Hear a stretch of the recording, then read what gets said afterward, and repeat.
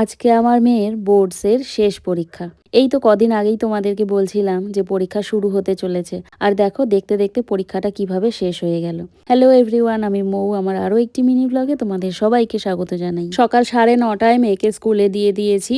ও চলে গেছে ভেতরে পরীক্ষা দিতে। আর আজকে ওর যতটা এক্সাইটমেন্ট ছিল তার চেয়ে কিন্তু দ্বিগুণ এক্সাইটমেন্ট আমার ছিল, কারণ ওর সাথে সাথে মনে হচ্ছে যেন আমারও পরীক্ষাটা শেষ হয়ে গেল। দিনটা ছিল শনিবার, বাইরে সেরকম কিছু খাওয়া দাওয়া করবো না, একটা মিষ্টি দোকান থেকে পুরি খেয়েছিলাম সকালবেলা। তারপর কিন্তু এখন বেলা প্রায় 1টা, তখন ও এনেছিল আখের রস। যাই হোক, রাস্তার ধারে বসেছিলাম অনেকক্ষণ, দেখতে দেখতে 1:30 বেজে গেল এবং মেয়ে স্কুল থেকে বেরিয়ে আসলো। চলে আসলাম বাড়িতে আর এসেই কাজকর্মগুলো শুরু করে দিলাম। যেহেতু সকাল সকাল বেরিয়ে যাই ওই 8:30 পৌনে 9টা নাগাদ, তখন কিন্তু এতটা কাজ করে যাওয়া সম্ভব হয় না। তো সেই জন্য এসেই লেগে পড়েছি কাজে। মেয়েকে প্রথম দিন পরীক্ষায় দিয়ে কিন্তু বাড়িতে চলে এসেছিলাম, আর ওর সেই পরীক্ষাটাই খারাপ হয়েছিল। খারাপ হবার একটু কথাও ছিল, কারণ সেটা ছিল অঙ্ক পরীক্ষা। অঙ্কটা তো ভয় পায় সেই জন্যে।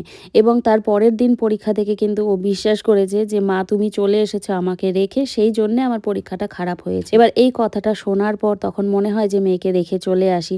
ওর বিশ্বাস যে আমি বাইরে বসে আছি। তো যাক, ওর বিশ্বাসটা না ভেঙে আমি কিন্তু সেই বাইরেই ওর বাবার সাথেই বসে থাকি, ওই গাড়ির মধ্যে বন্দি হয়ে। ভীষণ গরম লাগে, মাঝে মাঝে একটু বেরোই, একটু হাঁটাহাঁটি করি, কিন্তু তারপরে ওকে ছেড়ে আসি। আর দেখো, ওর বিশ্বাস মতো অঙ্ক পরীক্ষাটা ছাড়া কিন্তু বাকি প্রত্যেকটা পরীক্ষায় ওর খুব ভালো হয়েছে।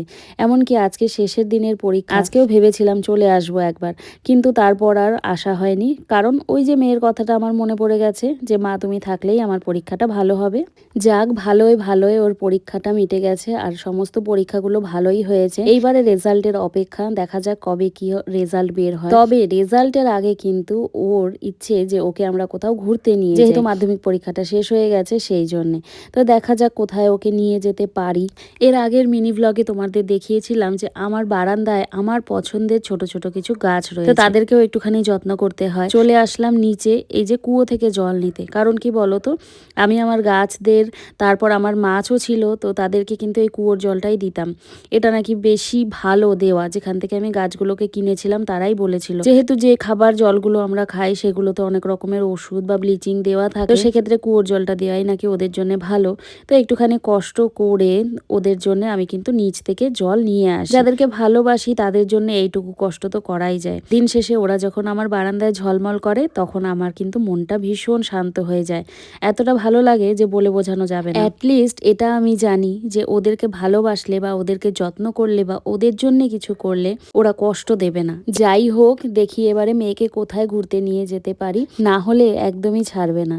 যাই হোক, আজকের মিনি ব্লগ এখানেই শেষ করছি। সবাই ভালো থেকো, সুস্থ থেকো। মিনি ব্লগ ভালো লাগলে লাইক